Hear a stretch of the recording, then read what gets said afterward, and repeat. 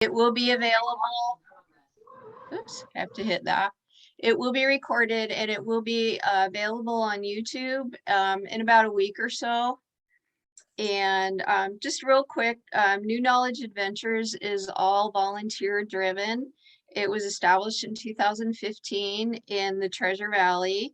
The volunteers, we all take pride in providing lifelong learning experiences to the community. We are all volunteers. I'm a volunteer for AARP. The instructors today are volunteers. And if anybody is interested in volunteering, drop me a line in the chat and I can go ahead and give you the contact for the person. And real quick, we're winding down on our new knowledge adventure classes. We just have a couple next week and then one the following week. We have Aqua Fresca. It is actually later on this afternoon. Next week is make the Day of the Dead sugar skulls and Tales from the Courtroom, and the following week is History of Barber and digital coupons. So go ahead and sign that up. Sign up for any more of those classes, and I'll put the email or the link to sign up on the chat. So without any further ado, I'd like to introduce Joanne Trammell and Lisa Hong, and they will go ahead and give themselves a quick little introduction to what they do and present this class for us. And thank you, ladies. We appreciate your time. Thank you. Thank you. So Lisa, you go first. Oh, sure. Okay. My name is Lisa Hong, and I am an occupational therapist, and I work in Eastern Idaho in a outpatient clinic. I have an occupational therapy consultant contracting business. So, but I specialize in the area of dementia care, and that's where Joanne and I met and intersected, and we totally enjoy this. I volunteer with the Alzheimer's Association because I had a loved one with the disease, and I've worked with a lot of people with the disease, and I know that there's a need out there for the knowledge. I really applaud you guys for having this organization, and thank you for inviting us to be here. Yes, and I am Joanne Trammell. I am an occupational therapist as well. I have been a practitioner for 30 years, which is hard for me to conceptualize in my own brain. But about 6 years ago, I was invited to apply to become the program coordinator at Idaho State University for a new program in the College of Tech, and I did get the job. So I am the founding director for the Occupational Therapy Assistant Program here at Idaho State University. So on campus here is where I met Lisa. And throughout my career as a clinician, I have dealt with many people with Alzheimer's and other types of dementias. And then close to home, my oldest brother also had alcohol dementia, which has its own special package of behaviors that comes with it. So Lisa and I come to you with a love for helping families that deal with folks that have Alzheimer's and other related dementias, and helping navigate the disease process. And I volunteer also with the Alzheimer's Association doing these community-based presentations. So today we're going to talk about healthy living for your brain and body, and then some tips from the latest research. So to overview, what we're going to talk about is we're going to identify reasons why it's important to take care of yourself and some tips on how to do that. And then we always get questions about, our first question is usually, what's the difference between dementia and Alzheimer's? And the second question is basically, how do I keep from getting it? So we're going to give you some tips. Unfortunately, there's not a foolproof way to avoid this disease, but there are ways to improve your cognitive health and make your own brain or your own plan using the tips here from this latest research. Yes. And FYI, the Alzheimer's Association is a huge contributor to research for Alzheimer's disease, and they are working so hard, not only to find a cure, but also to find the prevention. So. Right. And so we hope you come away from this presentation today with some strategies and the idea of making your own plan of using the tips we're going to provide with you today. Also, just as far as questions go, if you want to throw any into the chat as we go, I don't know how many we have. If you want to unmute and ask the question, we're not opposed to that. And we should be leaving some room at the end as well to ask any questions. So we want to make this kind of informal and learning friendly. Correct. So just starting off. Okay, so aging and health. Aging well depends on several things. Okay, aging depends on your genes. Some of us get really great genetics that help us out. Others of us get a little bit shorted in that department. We also are really dependent on our environments and on our lifestyles. So of those things, we have control over 2/3 of those options there.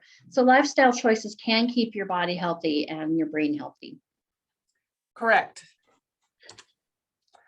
So the brain and how it works, it's important to, if you want to know how Alzheimer's and dementia affects your body, it's important to know how the brain works. And really the brain is our control center of our body. And there are all, you can see in the picture there, all the nerve cells and neurons that branch out and go through the brain, and synapses that have to connect and communicate, that send signals traveling through the brain, and it forms memories, thoughts, and feelings. And what happens is Alzheimer's, we have found, creates tangles and plaques and things that disrupt the ability for the signals to travel. And wherever that happens in the brain is where, if it's in the area of speech, you're going to have issues with speech. If it's in the area of memories, you lose memories. So that is kind of a thought on the brain. And if you want more information on how Alzheimer's impacts the brain, please go to the alz.org website. There's a really great brain tour. They take you through all the sections and the progression of that disease. So it does a really good job. It does. So our heart and our brain are connected. Everything's connected in our bodies. So whatever we do to protect our heart also protects our brain. And so it makes sense that we want to protect our cardiovascular health as well as our brain health. The brain needs that oxygen and needs the blood flow is responsible to bring oxygen to the brain. And we know if we don't have adequate oxygen, we don't have adequate cognition. And eventually we can suffer some brain damage if we don't have the right amount of oxygen in our brain. And it says here that 25% of the blood from every heartbeat goes to our brain. So that tells you how hard the brain is working and what kind of demand that it has on the heart. Oops, hold on. Okay, so then dementia and Alzheimer's. A lot of people don't realize that there is a difference, that dementia is its own standalone umbrella term, and Alzheimer's is a type of dementia. Dementia itself is caused by many different diseases and conditions, and it's not a normal part of the normal aging process, which people think if I get old enough, I'll get dementia, but that isn't necessarily the case. Alzheimer's, though, is the most common form of dementia, and known risks for Alzheimer's include age, genetics, which we already kind of talked about that, repeated head injuries over time, cardiovascular, your heart health factors, and fewer years of formal education, which for whatever reason, that in itself can be a predictor for Alzheimer's. And then therapies for Alzheimer's can treat symptoms, but so far there's not a cure for Alzheimer's. And the prevention or even slowing disease right now, there are some things coming on the horizon, and we'll talk about that when we get to the research, but there's no specific cure for it yet. So we're going to talk about different ways to take care of yourself as you age. We will talk about physical, we'll talk about cognitive, social, and diet and nutrition. So we'll go ahead and start with, I believe, Physical health, yes, physical health. Yes. Our favorite. So, so cardiovascular activity can reduce your risk. And we talked again about how it's really getting that oxygen to your brain. Okay. Regular exercise leads to increased blood flow and yields all sorts of wonderful benefits. Exercise is a good thing, and we probably, as Americans, generally don't get enough of that. But also know that there's no singular recipe. There's no right way to do this. It's whatever works for you, and talking with your physician and other, keeping other factors in mind. Yes. So here's Woodley. He's somebody that's going to talk about developing exercise as a habit. It's surprising how you can easily build up habits of just taking 15 to 20 minutes out of your day to go down, hit the treadmill, and just do it. Just do it. Just get on it, put my headphones on, and just walk at a nice brisk pace for myself, build up a quick heartbeat, quick sweat. And it's amazing how quickly I can go from 15 minutes to 20 minutes. And then over time, 30 minutes, and over time, 40 minutes. Before you know it, you're up to 45 minutes of walking, and even at a higher incline and also at a higher pace.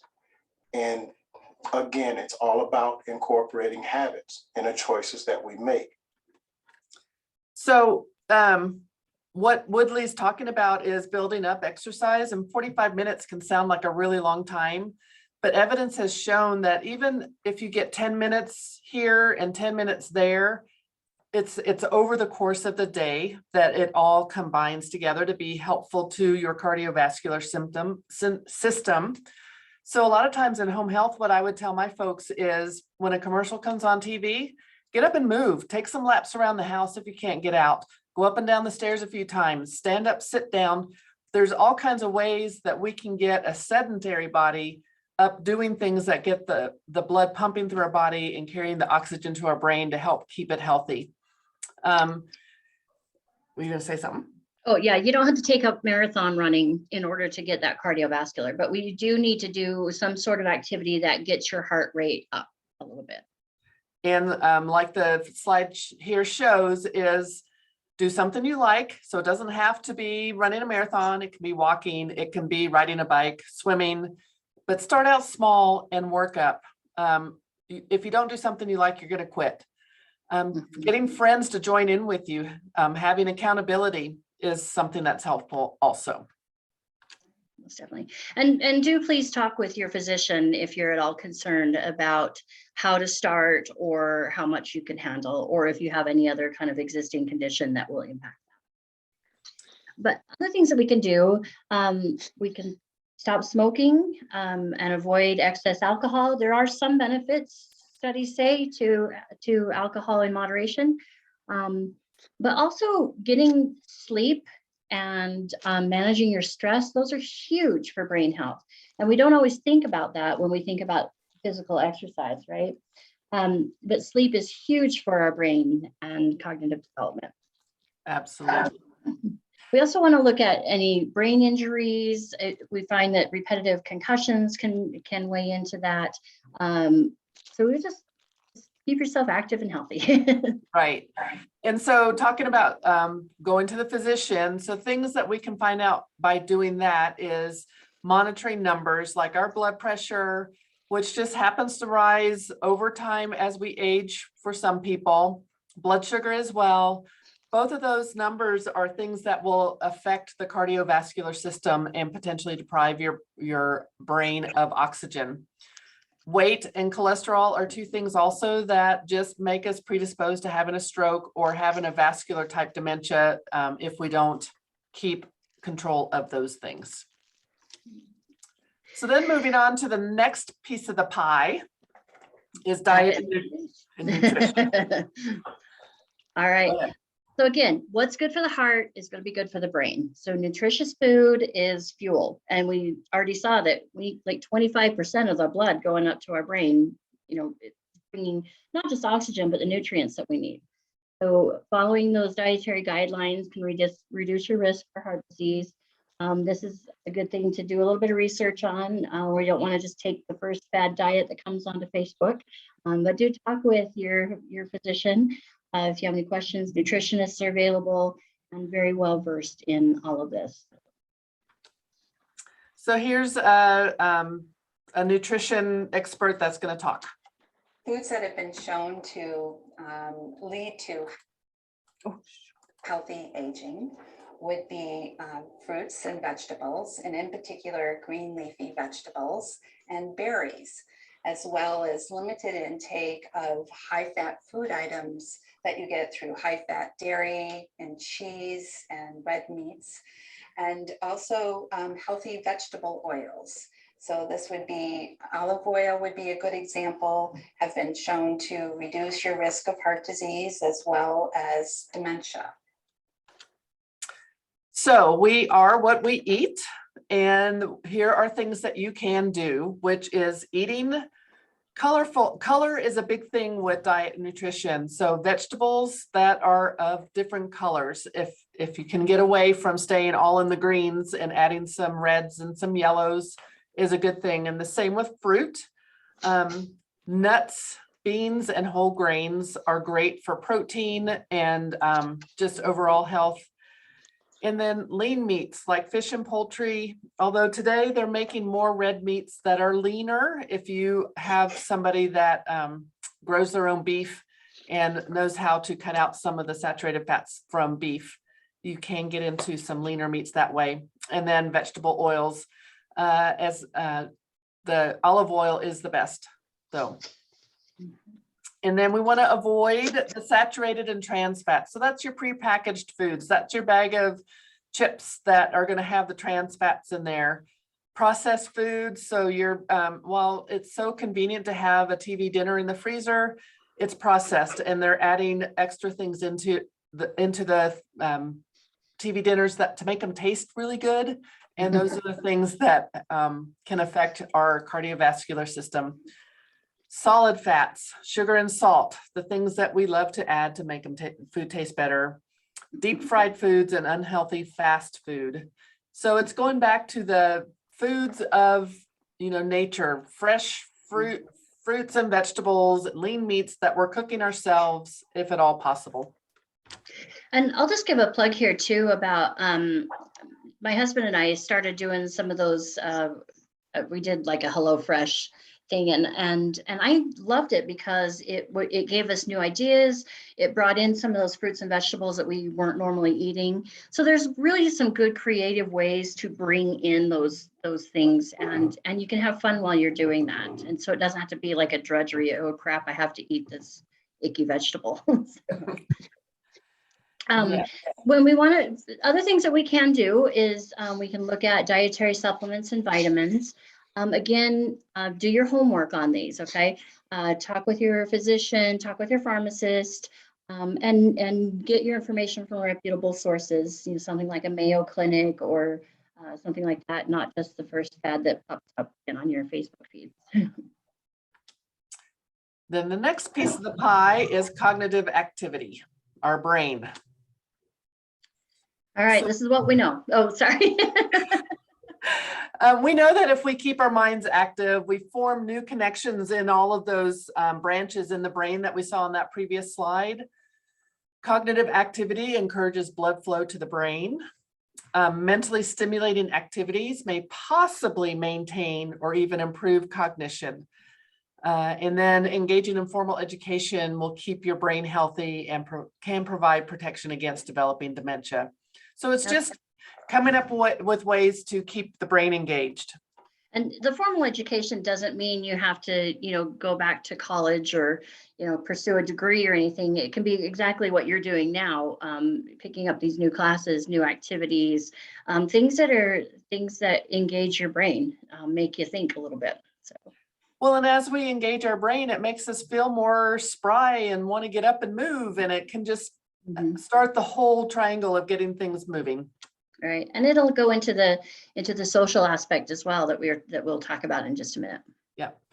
So here's a doctor that's going to talk about his area of expertise. One of the most interesting factors is cognitive stimulating activities, which basically for us just means mental processing of information. It can be from a book, it can be from the radio, it can be a magazine, it can be from a lecture, it can actually be from watching TV. All of these things require processing information. And the old adage of, use it or lose it is actually something that turns out, at least from the observational data, to look like it's true. So numerous studies now have shown that being more engaged in cognitively stimulating activities is actually good for maintaining cognition. And it's true in late life, and it's true in early life. And so what we recommend is that you start early, and if you're already late, start now. It's never too late to start, ever. Never, never. So again, things that we can do are reading books and articles that challenge and inspire you. So things that aren't routine that you would normally read and aren't challenging you, but things that make you think and inspire. Mhm. And then And- puzzles and games that Mhm. challenge. Yeah, and then learning new skills and hobbies. My sister-in-law, it lives in Pocatello, and she joined a new knowledge group there as well. And I have been amazed at this woman who is very actively engaged anyway, and she has learned so many new skills and hobbies, and I just love what it's doing for her. So engaging in that ongoing learning. Again, it has another benefit besides just this cognitive activity. Music can be another one. If you take up an instrument, continue playing an instrument. Absolutely. Oh, shoot, hold on. There we go. Okay, and then the final piece of the pie is social engagement. And you can kind of imagine how all of the prior pieces of the pie fit along with in social engagement, because what I was wanting to say, but I knew we were getting to the slide, is if Mhm. you're wanting to learn and it's something that you endeavor to do, it makes you want to get out and about and socialize with other people, which is another stimulating way of working the brain cells. So we know social engagement is associated with living longer with fewer disabilities. And staying engaged in the community offers you an opportunity to maintain your skills. So because what Lisa and I found with our folks that we worked with in our practice is the folks that were had most difficulty dealing with the process of dementia was they were put in the chair to sit while the family members did everything because it just felt like they couldn't do. And as we sit and withdraw from everything, our brain doesn't get stimulated, and then our body, we just don't have the desire to get up and move. So what these slides are trying to get you to see is by doing, engaging, you're going to hopefully stave off as much of the symptoms of dementia as possible. Speaking of that, so we do have a question here on the chat, and it talks about kind of the isolation that goes with the that we had with COVID, with the pandemic, and it talks about how we've been isolated with little or no in-person connection. That can really benefit or really impact our cognitive health. And so this person is asking, Gypsy is asking, how much help are distance visits, virtual or phone contacts? I would say all of those are beneficial and safe with the COVID restrictions we have as well. So we've had to be a little bit more creative in this environment in how to be social. And I don't know about you guys, but I know during the height of COVID, I was like, gosh, even a Zoom meeting will be great. I want to see some other faces here. So Zoom can be important. There are other ways that we can engage in things at a social distance. So yeah, they are beneficial, and we'll just do what we can do. Even calling up a friend and saying, let's take a walk together, but they're in their neighborhood and you're in your neighborhood and you're on the phone talking to each other while you're taking the walk. Or, Zoom is great because you can see the face, but there's anything that can get you up and moving and engaging with others. And as Lisa said, being creative in how you do it is the way of the world these days. Definitely. Okay. So again, what we can do, we can visit with friends and family and engage with others. So sometimes it's easy to be isolated in our day and age. I know some days I'm just after work, I'm like, I'm done. I'm just gonna hide out for a little bit and snuggle up in Netflix or whatever. But there is benefit to getting out and visiting with people, getting involved in your community and volunteering outside the home, joining a club or a group. All of these things can be really beneficial to us and help our cognitive health, helps our emotional health as well. We are people and we need personal connections. So, and this can work for the person with the disease process and also with the caregivers around the person with the disease process, because caregivers need to take care of themselves as well. And anytime you start feeling depression, it's really easy to want to withdraw. Early onset or early stages of Alzheimer's and dementia, you're still able to get out and engage and do a lot. So, but it can also be depressing because you kind of know what's going on. But getting out and volunteering and doing for others helps take the focus off ourselves and give to others. And it's really just a great way for the overall heart health of making your heart feel bigger, but also because you're moving and your brain is engaging, and it just is a great way to help the overall body and brain. And it's giving us meaning in, Absolutely. which is very important.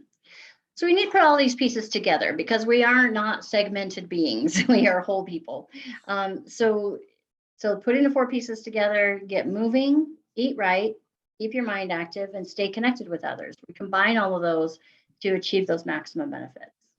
Easy, right? So here's a PhD that is going to talk about some information about the National Office of Alzheimer's. Recently, at the Alzheimer's Association International Conference, there was a study reported of the results of a large clinical trial that was done in the Scandinavian countries. And in this trial, they took half the people in the trial and they adjusted their exercise level, their diet, their social engagement, and their mental stimulation.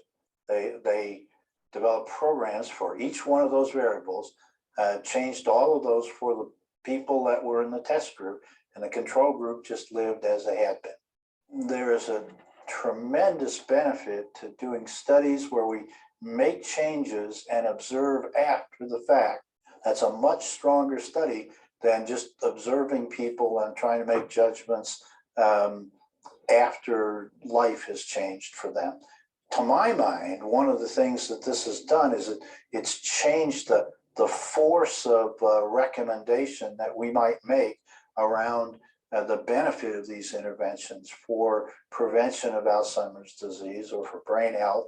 And the fact is that I think it's moved it from possibly exercise, diet adjustments, social engagement, mental stimulation are useful to probably, and that's a big change and makes it easier for people to make those kinds of adjustments for the benefit of their future health.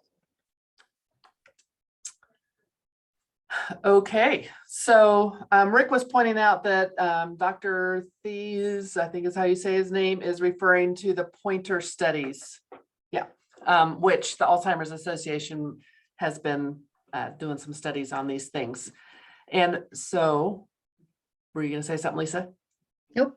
Okay, so here are things we can do now. Putting it all together is, there's no better time than today to start.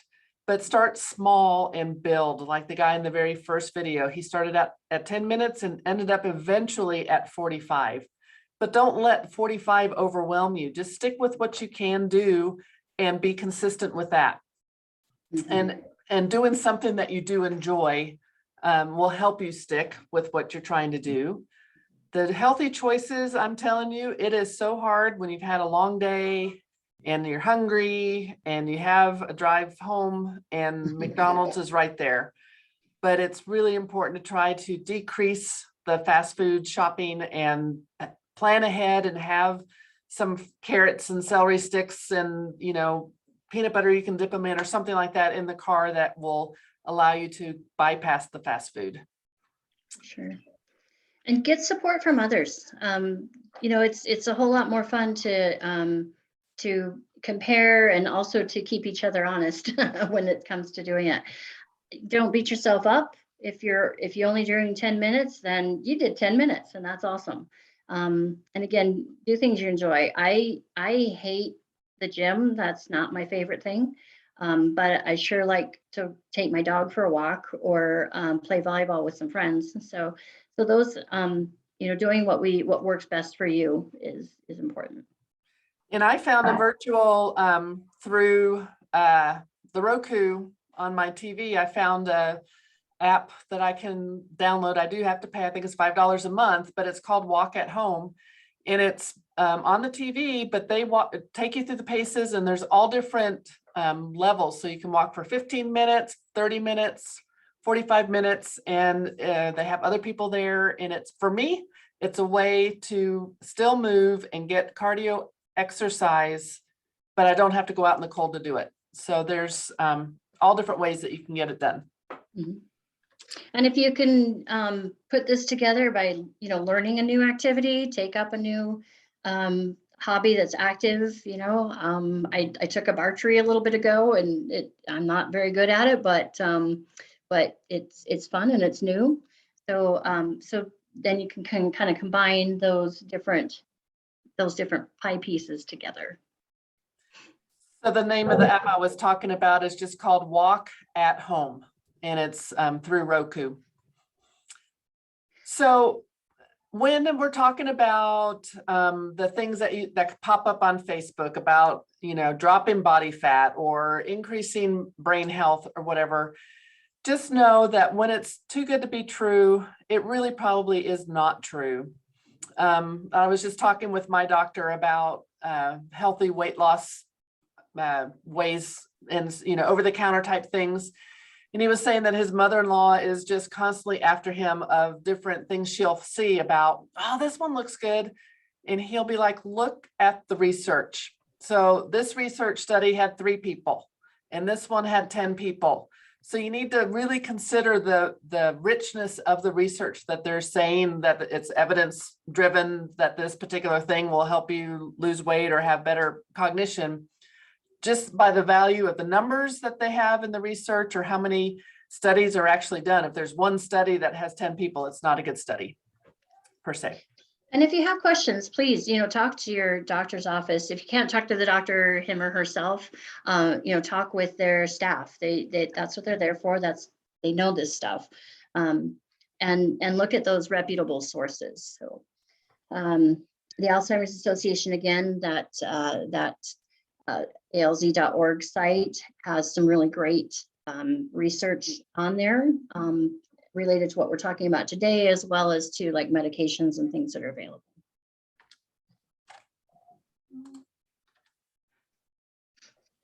So this is all of the resources that the Alzheimer's Association has for anybody that just goes to alz.org. Rick, do you want to talk about any of those? Sure. First of all, the Alzheimer's Navigator, and by the way, Lisa and Joanne, excellent job. You guys did a wonderful presentation.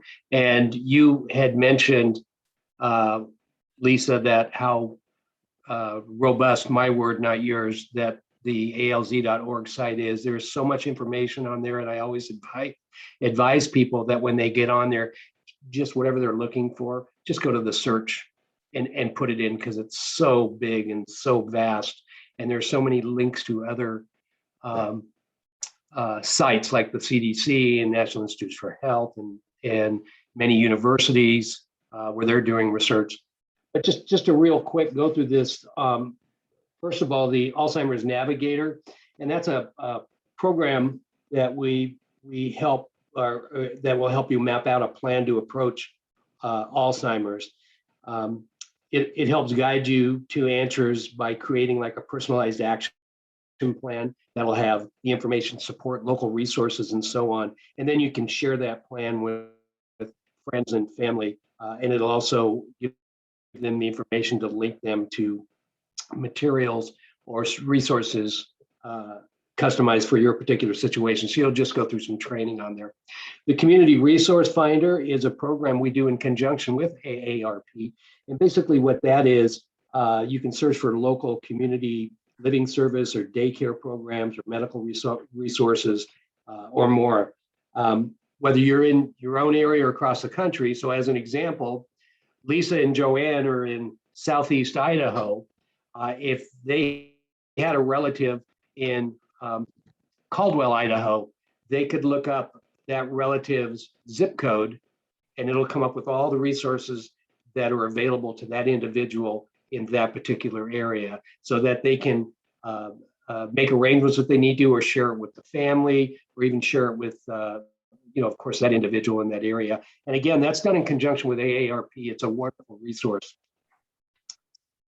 ALZ Connected that you see there, that's an online message board. And the last I saw, there was about 50,000 members to it. It's kind of like a blog, but really not. It's more of a bulletin board. And I'm sorry if you can hear that. Somebody's calling into my computer. It's more of a community bulletin board, and folks will post online messages or hints or concerns or questions, and people can come in and give suggestions or responses or answers or resources. 24/7 helpline, I think, is our best resource out there. That's staffed 24/7, 30 days a month, 365 days a year. It's staffed by master's level consultants and professionals, and they are there to talk to you any time of the day or night to answer questions about not only Alzheimer's, but any dementia. By the way, the Alzheimer's Association is all dementias, not just the Alzheimer's disease. They're there to give you suggestions, to help you get through times of behavior. If there's behavior issues that you're wondering about dealing with, they're there. And so I'm looking at my watch right now, and I have 1:38 p.m. Mountain Standard Time. You could get them at 1:38 p.m. Mountain Standard Time, or you can get them at 1:38 a.m. in the morning. You can get them at 1:38 a.m. Christmas morning. It's there 365 days a year. Fantastic resource. Then, of course, we have support groups, education programs, such as what we're doing now with AARP, available both online and with COVID. We're kind of getting out and doing them in person. I'm knock on wood, I'm hoping in 2022 we can be completely out there all the way, but those programs are available, and also the programs are available online on alz.org as well. So that's it, Lisa and Joanne, with that slide. Great.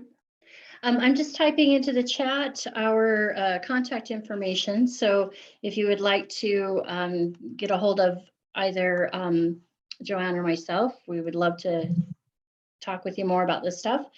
In the meantime, just one more thing with the Alzheimer's Association. If you do want to get involved, work on that social engagement portion of our presentation, there are many different ways to do it.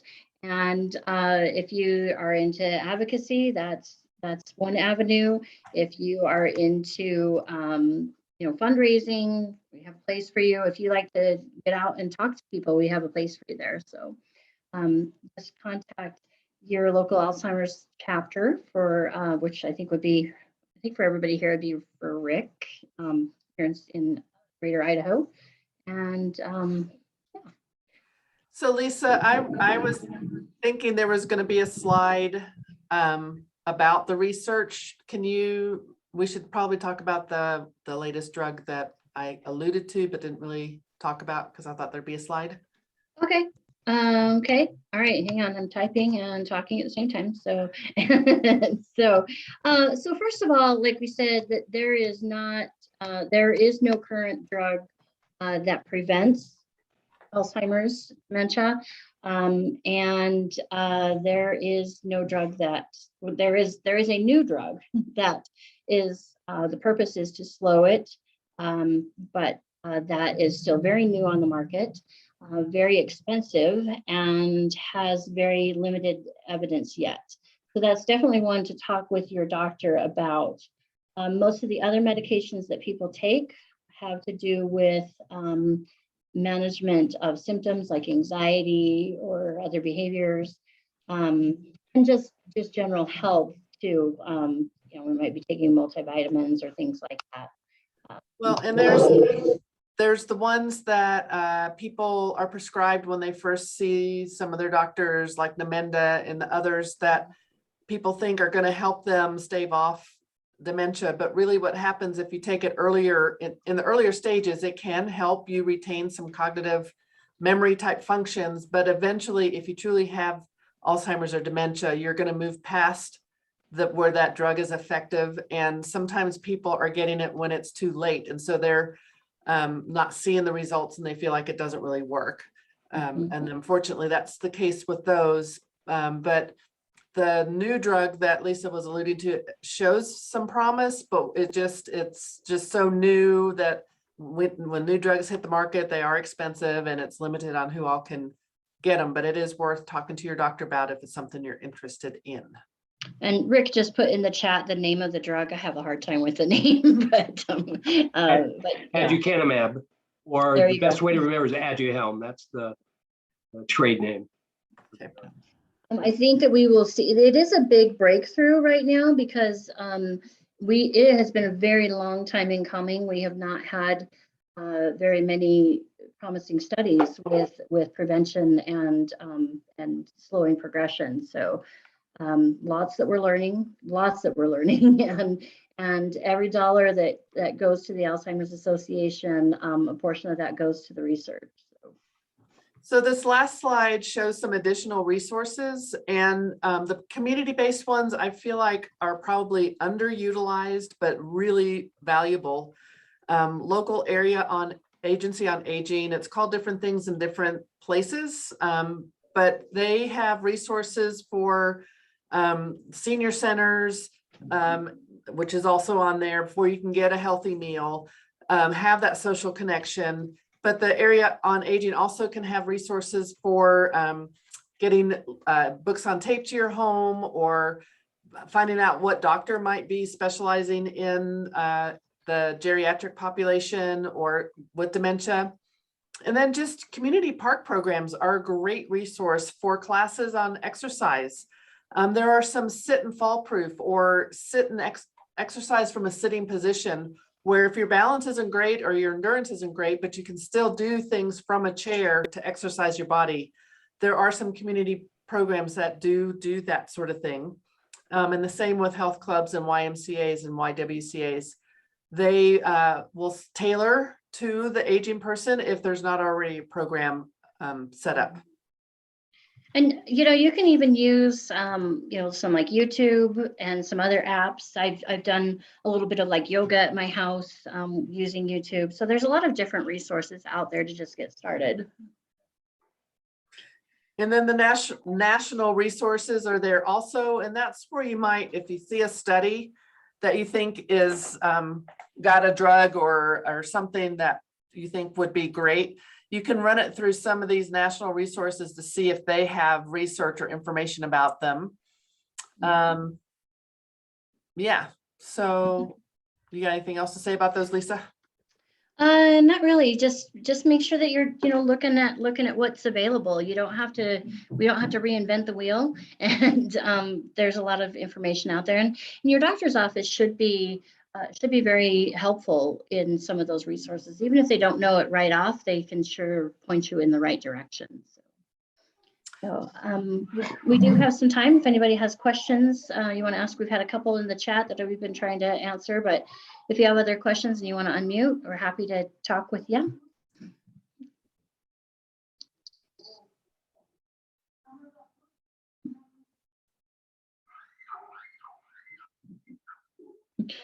Sorry, I've got a little, I work in an outpatient clinic and we've had little trick-or-treaters and kids running around today, so it's a little noisy out there. All right, let's see, it looks like Rick put in the chat that the ALZ.org is a great resource for the different drugs that are available. Joanne and I are not pharmacists, but we do have a few ideas. But we are very, very into the research, though. We highly believe in that evidence-based knowledge that we can get. That you brought up a good point, Lisa, with drugs. This is a personal belief. This is not an Alzheimer's Association necessarily their view, but my personal belief is I always check on drugs. Or you were talking earlier, both of you, about vitamins and supplements and so on. I would check not only with doctor, but also with your pharmacist about these drugs and interactions, because they can catch interactions pharmacists can that perhaps a physician doesn't know about, or a physician wasn't aware of a supplement that you may be on, and yet a pharmacist is. So those are both good resources and equal resources when it comes to efficacy of medications and contraindications of medications, as well as any adverse effects from doubling up on medications. We do see that a lot in people with dementia, especially when you're taking multiple medications, it is likely there are things that are interacting. So I think that definitely making sure that you have a general practitioner who is addressing your general health, and then having a good pharmacist that can ask questions, very, very important. Looks like Gypsy has put in here, somebody asked if there are recommendations of sources for heart healthy recipes. American Heart Association. Fantastic. Mm-hmm. And your local hospital system, both in their dietary department and in their cardiac rehab department, will have wonderful heart healthy recipes. I know this because my wife went through it. And that's where she kind of went Mediterranean diet a couple of years ago. Mm-hmm. And that's where she got a ton of her recipes from Heart Association and also the St. Luke's cardiac rehab system. Great. Looks like Gypsy, were you raising your hand? Did you have a question? Sure. I was just wondering, I know that some of the research is saying that you can double your risk of Alzheimer's by not having that social connection. And I know that there are a lot of biochemical things that happen with the brain when you are near others, but some of us are living alone, or and so I'm wondering how that works, especially given that we've been in this pandemic. You can have a lot of virtual contacts and phone contacts and that sort of thing, but does it need to be, person to person Mm-hmm. in order to receive those health benefits to the brain? Well, that's a good question. And I would say, first of all, we are going to be researching the impacts of COVID and social isolation for years to come. So I don't know that we have a really good answer on all of that yet.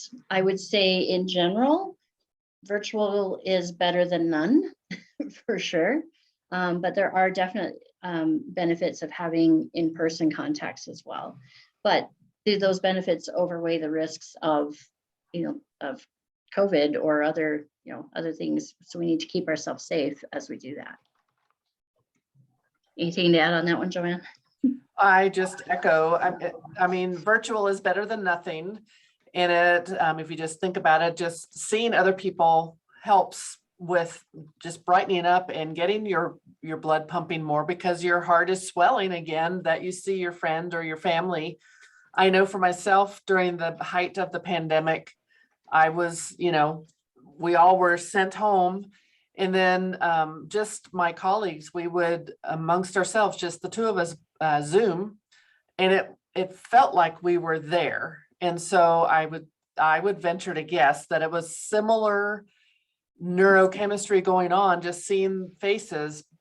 But I would also venture to guess that the physical contact or in person is going to add even more. But again, like Lisa said, just outweighing the risk of contracting the actual disease, that's hard to know. So you would have to weigh that yourself of, are you both vaccinated? And if you are, do you still want to wear a mask? And, we're in person, but do we stay 6 feet apart? Those are things that Lisa and I aren't really able to say per se, but, being that far apart with a mask, to me, I might as well go virtual so I can see the whole face. Great. I would agree. Good question, though. Yes. Rick just typed in there the Heart Association thing. Sorry, was somebody else asking a question? No, I was just going to interject something about social. So Gypsy, I don't know if you're in town in Boise, but I've been volunteering at the Botanical Garden all summer long. And one, it's outside, and they do ask volunteers to wear a mask even while you're outside, especially if you're close to somebody. But I've met some really awesome people volunteering and patrons, and have been able to have conversation and and face-to-face physical contact that way with people. And I felt very safe being being outside and even wearing a mask. And it's been kind of my saving grace this summer. So you can look for some, I know it's getting cold now, but maybe look for some opportunities where you can be outside and feel safe that way. So I just wanted to add that. And also plant-based diet is my understanding that is because Rick, you mentioned the Mediterranean, but I know there's a lot more a lot more push or recommendations to go more plant-based and eat a whole lot less meat that might have antibiotics and not raised in a really good a really good way. So You're right. My wife also, it's Mediterranean primarily, but she follows plant-based diet quite a bit. Believe me, I've had my fill of egg roll or eggplant over the last couple of years.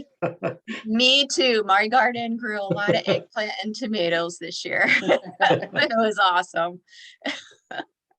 One other resource for social and for volunteering, if you contact your area agency on aging, many of them have a senior volunteer corps, RSVP, and that's meant for people over, I think, 55 and older. So they have placements, they have places that need volunteers, and they place people. So if you're looking for something and you don't really know what you want to do, look up RSVP or your area agency on aging, and they may have some ideas for you. And of course, AARP and the Alzheimer's Association is always looking for wonderful volunteers like Joanne and Lisa. Anybody else?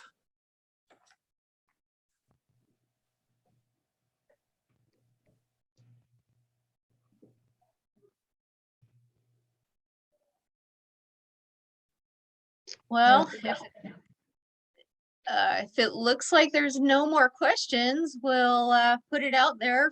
Anybody else have any questions? Otherwise, we will. So I see a hand raised. Joan had her hand up.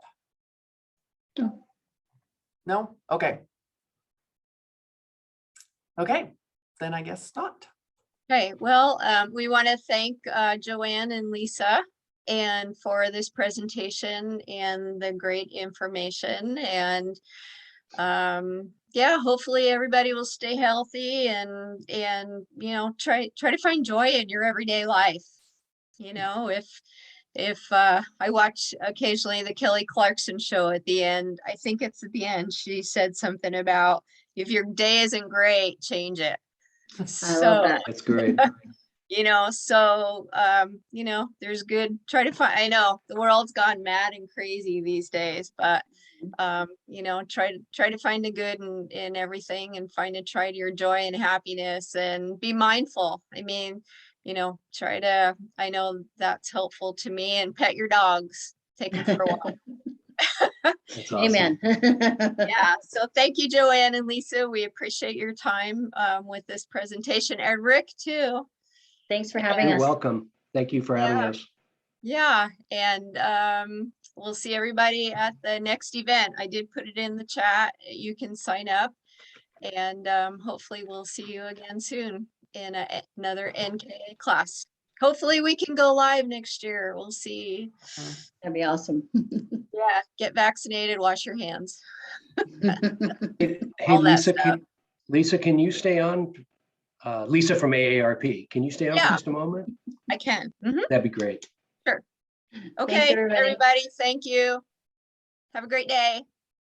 Thanks. Do you need us at all, Rick? Are you good? Oh, no, I was just going to ask her about roster and that kind of thing. All right, perfect. Right. All right, till Nice next time. job. Thank you. Okay, Bye-bye. bye, everybody. Thank you. Hi, hey, Lisa, I always dealt with Marie on it, Yeah. but mhm. she would make sure that we got a roster and it didn't have to have address or anything. We just need a name and a zip code. And the reason for that is we have a grant with the Idaho Commission on Aging to provide community education. So I have to do two things for them as terms of the grant,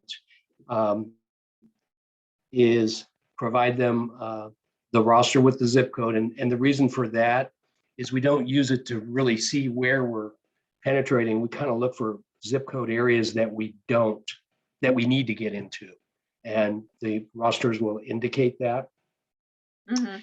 And I get one after we've done, this is third or fourth one we've done. It looks like we're gonna do two next year also. And then the other thing is somebody from your office, and I can't remember who it is. Is it Sheena maybe? This is part of that Commission on Aging grant too. They send out an anonymous survey and it collects demographic information related to Alzheimer's and dementia. Mhm. And this information is gathered. Again, they don't ask a name. They just ask, are you a male or a female? Is your age 30 to 40, 40 to 50, that kind of thing. No names or addresses or anything. The Boise State University Center for Study of Aging collects that data, and then it's turned over to the Commission on Aging for that. So I usually will send